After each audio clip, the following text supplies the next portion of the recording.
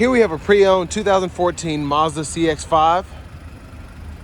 This CX-5 comes in the sport trim level, in liquid silver metallic, excuse me. And then we have black cloth interior. The powertrain consists of a 2-liter naturally aspirated 4-cylinder engine mated to a 6-speed automatic transmission.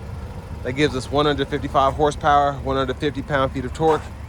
And then this particular model just has a little under 97,000 miles. But as we come to the front end here, halogen headlamps. See if I can get that glare out the way, probably not. But I like the look. Even before they got the big refresh on all the newer Mazdas you see, they just look super sleek. But this one still looks pretty good. Just a little bit of fading on the headlamps there. Quite a bit of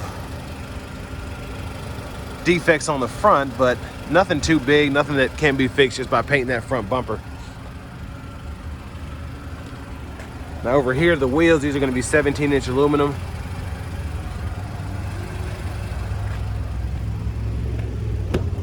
Into the door panel here. Power mirror controls are here, pick a side and adjust. You can offset in the middle. Power door lock controls, rear window lock. We have one-touch automatic up and down for the driver's side window and just regular power windows for the other 3 doors. Bottle holder there. Hood release. Then we do have a manual tilt and telescoping steering wheel, and the latch is right there. And then here we have our manual driver's seat, so we can pump the seat up or down there. Seat back can be adjusted there. Seat bottom can be adjusted here. But I have that seat up front adjusted for someone of my size, being 6'3" with longer legs. So let's go ahead and take a look at this rear seat room. So not bad legroom. It's kind of an awkward seating position. I'm gonna see if I can, oh no, I can't. So I can't adjust the seat back here, but it's actually pretty spacious. I have several inches of headroom here, and that's how my legs fit against that seat there, even though it's adjusted for someone of my size. So that's pretty impressive. Seat back pockets are on both sides. And then we don't have a middle seat that folds down. I'm sorry about the glare as the sun goes down. But we do have a grab handle here. We can hang our shirt there if we need to. Pretty skinny, so you might be able to fit a smaller plastic hanger on there, but probably at least one metal hanger hook there.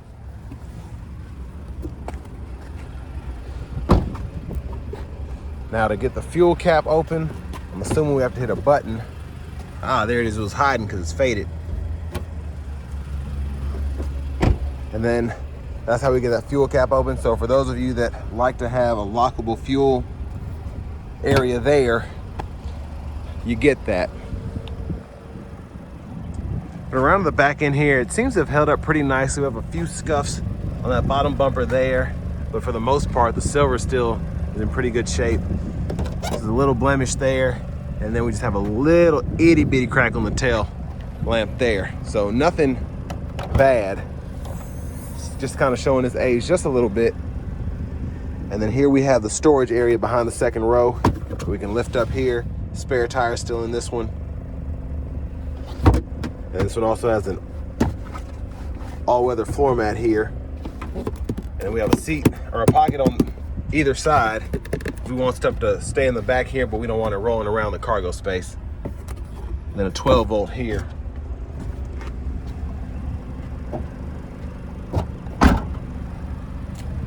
Now we're gonna go around to the rear passenger side. Let's see if we can get these seats to fold down.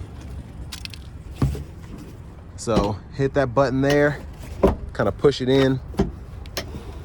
And then where the seat's pretty long, I'm gonna see if I can adjust this. So I'm gonna kind of go in reverse here. So the seat back can be adjusted and the seat bottom can be pulled forward or back from up here. So when that's up that far, that's how that seat folds down. So pretty good folding capability and pretty easy to just lock it back into place by folding it up.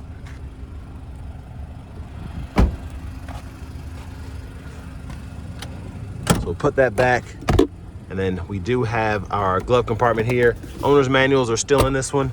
I kind of like the gloss black. It's a small touch, but I think it makes a world of difference, just so everything's not kind of a black plastic look. As we come back around here, we just have a little bit of damage there, nothing crazy. That could probably be touched up. And then back to the engine bay here. There's the latch.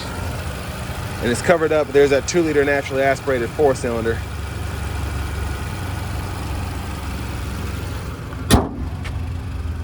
But next, we're gonna go ahead and hop in the driver's seat, take a quick rundown of everything that's in here.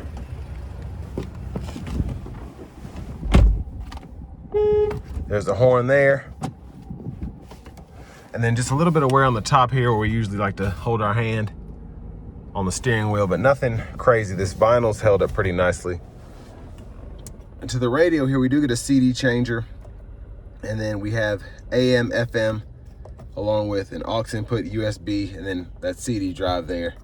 And we can go through everything as we see fit there, but volume can be adjusted there. We can click that to mute the volume, and then we can use this as a tune knob, and then you can push here and go through your audio settings there.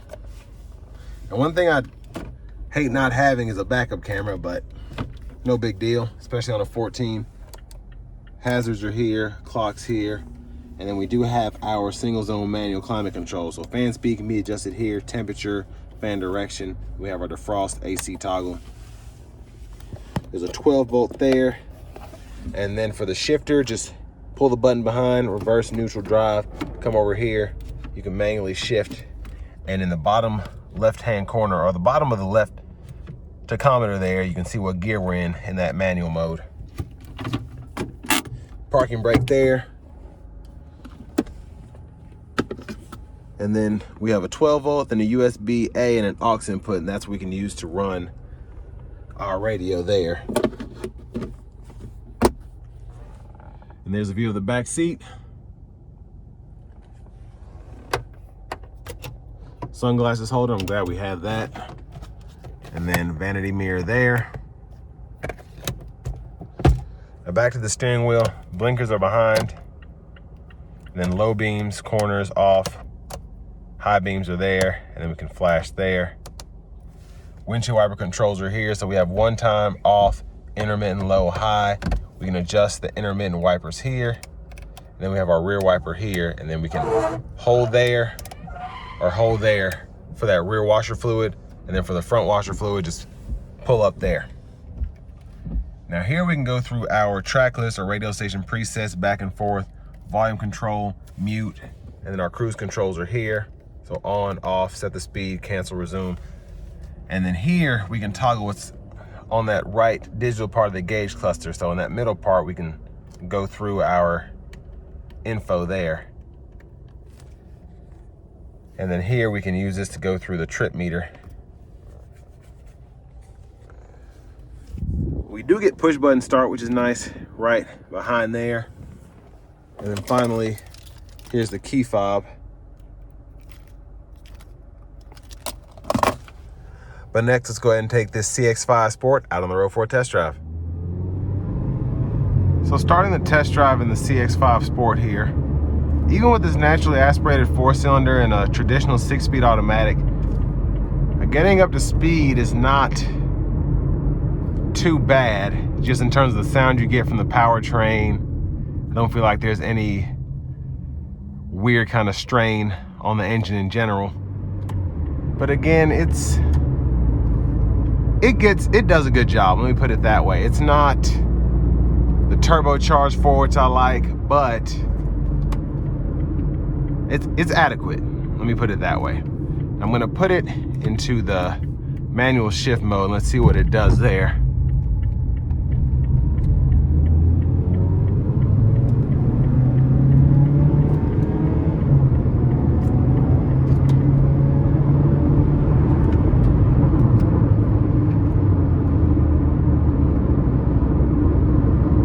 So not too bad. And I think if you look at the MPG meter there, this is getting an average of 30 miles per gallon. So with that being said, I can't be mad at the power that you get out of this thing. It's not quick, but again, it does what it's supposed to do.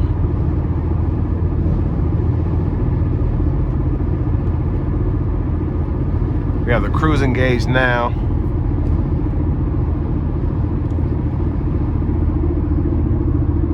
Just hearing a little bit of tire noise here. They could be out of balance or something like that, but for the most part, ride quality is pretty good. Wind acoustics, or sound acoustics in the cabin from the wind noise, not bad at all as well.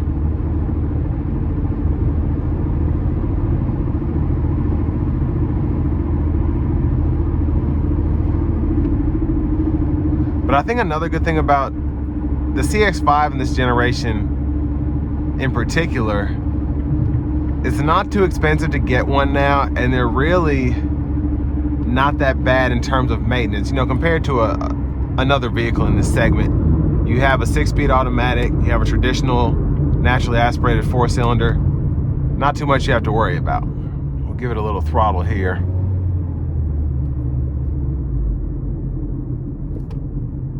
We should be able to do it again. This truck gets out the way. Here we go.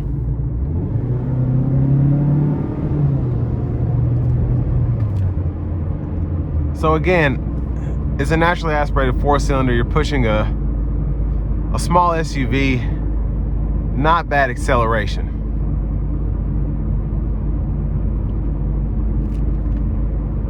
Now I think where Mazda kind of shines now and where it didn't around this time period was the technology. So here we have a USB and aux input, but no Bluetooth. Obviously we don't have Apple CarPlay, Android Auto in this one because we don't have a screen. So it might do better off. I don't know if they had an option like that for this year, but. And then just having the single zone manual climate control is not a huge deal, just something that you might be able to get on a competitor's SUV.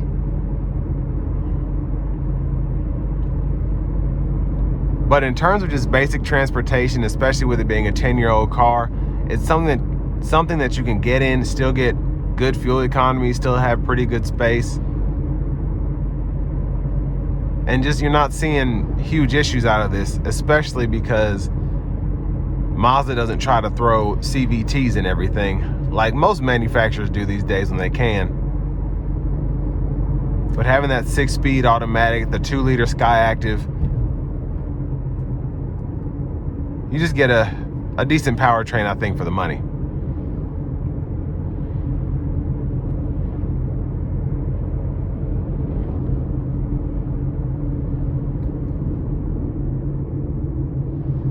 But again, it's for sale at Chevrolet Buick GMC of Murfreesboro.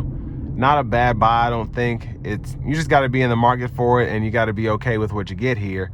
And of course, you can do a few aftermarket things as well, like add a backup camera, maybe get Bluetooth audio, etc.